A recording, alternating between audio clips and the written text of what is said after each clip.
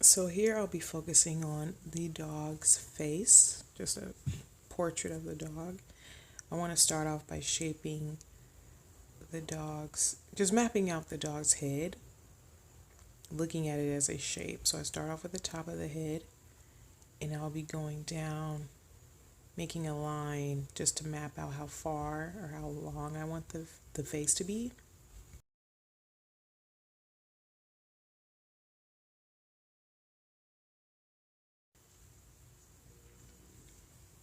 So now I'll be mapping out the ears, just an outline.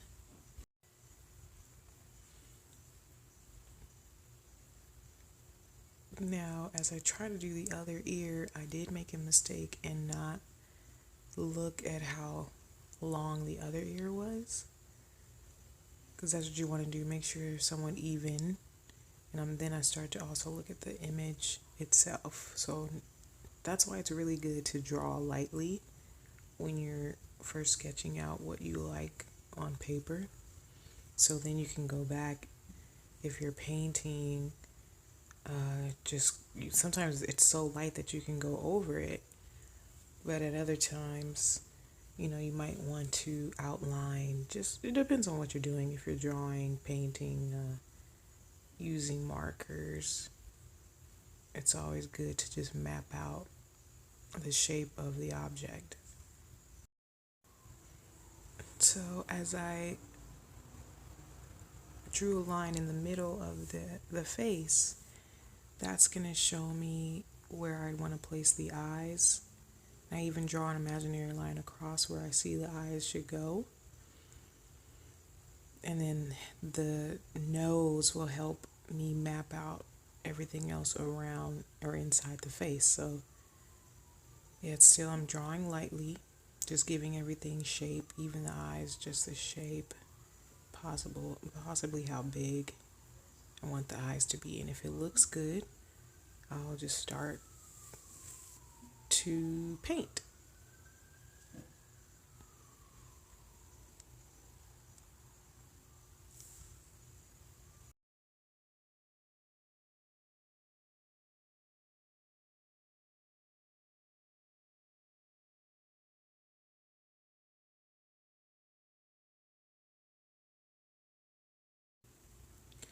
Now here I'm starting off with the lightest light, just a brown, but if you don't have any white, adding water to the brown on another palette, like the one I'm using here, will lighten the brown that's in the tray there. Just using more water just lightens it. And if you need to test it in a paper towel, test a paint stroke on another piece of paper just so you see what it'll look like as you go on. But again, I'm starting lightly and just doing the shaded areas, because once you start off light, you can come in darker, and it's easier to fix mistakes when you start off light colors first. So the lightest color on his face is a light brown, like a light tan brown. That's the type of brush I'm using. It's a round,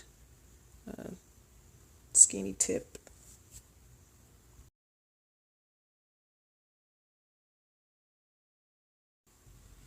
Now as I paint the dark areas, of course, again, I'm still working with the light first.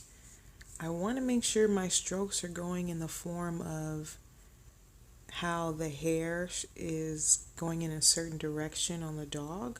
Like if you look closely, if you can see, or even if you're looking at another image of an animal and you can see the details of the hair, it goes in a certain direction. Excuse my cat in the background. It's going in certain directions, and that's how I'm painting, so I can make sure I capture the details.